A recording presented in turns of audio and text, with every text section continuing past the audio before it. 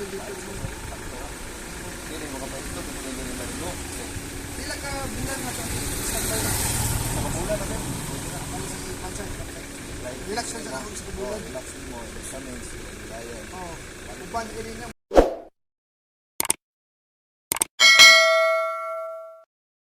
Hi mga kabakyard, good morning po sa ating lahat mga kabakyard. So hindi pa lumalabas si Haring Araw mga kabakyard. At saka may good news ako sa inyo ngayon. Dahil yung proven pair ko na Bayo Perso, X Parblo Perso is mayroon ng mag-order. So shout out sa iyo Sir Arnel Culina. Taga Baluban, Lanao del Sur po ang ating customer ngayon mga kabakyard. At saka nalagay ko na po sa carrier ang kanyang order ng mga black mask na African Lovebird. So nag-avail po siya sa akin ng isang pair mga kabakyard. At saka dahil maaga yung pasok ko sa trabaho ngayon, 6 AM. Kaya isinabay ko na lang yung order niya. So time check muna tayo mga kabakyard. Nasa 5:24 po ng umaga. So ayan, nasa carrier na po yung order ni sir. At saka pupunta na po tayo ngayon.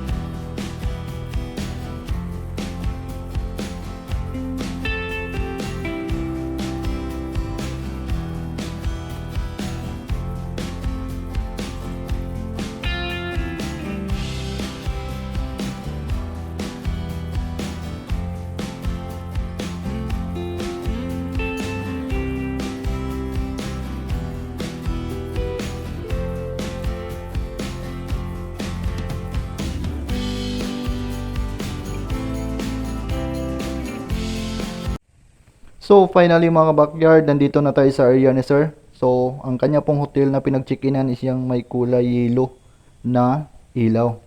So inaantay ko muna dahil ang sabi niya is lalabas na siya ng kanyang pinag-check-inan na hotel. So habang inaantay ko ang paglabas ng aking customer is kinukulit ko muna yung kapatid ko mga kabackyard. Siya kasi yung kasama ko ngayon na nag-deliver ng isang parisan ng African Lovebird. So pupunta na kami doon sa main entrance mga kabackyard dahil nag-chat na po yung customer ko na doon na kami mag-pick up para ma-pick up niya yung kanyang order.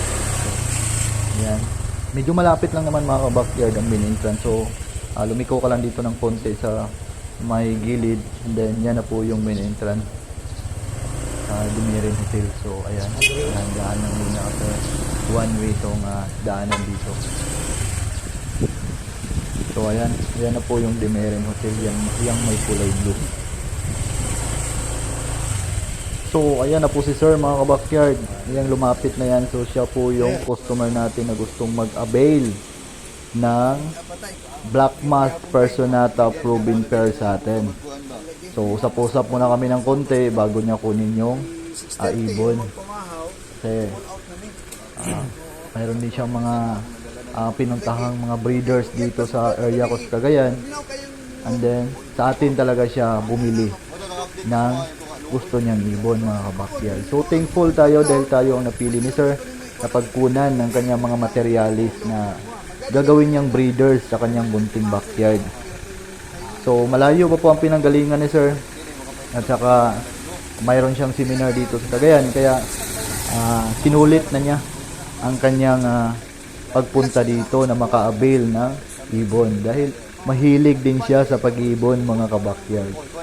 So usap-usap na ng konti mga kabakyard about sa mga ibon.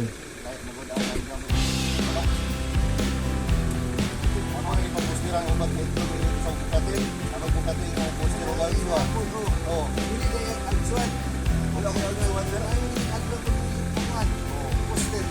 ko ang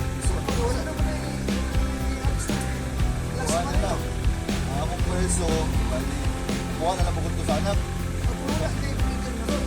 Nahay tulo dito. Let's go. Kuha. Spirit. Kamusta mo naman namin kasi? Pastor, spirit.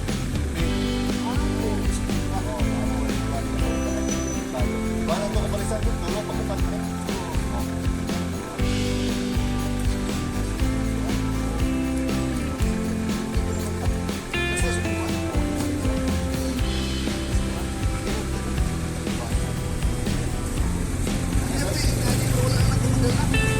Ay, kaya lang kung bagong palit. Kung bagong palit yan. Kasi parang nga. Ay, sino ba yung sumusunod? Ayaw, biyan mo nga. Tado, boss.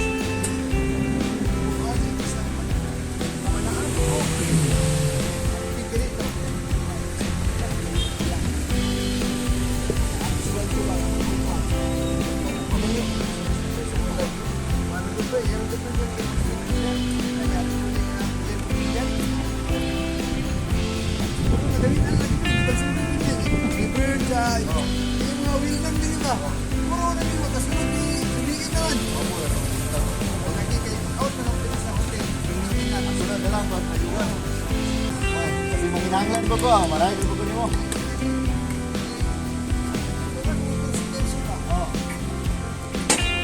Sir, salamat kayo, sir.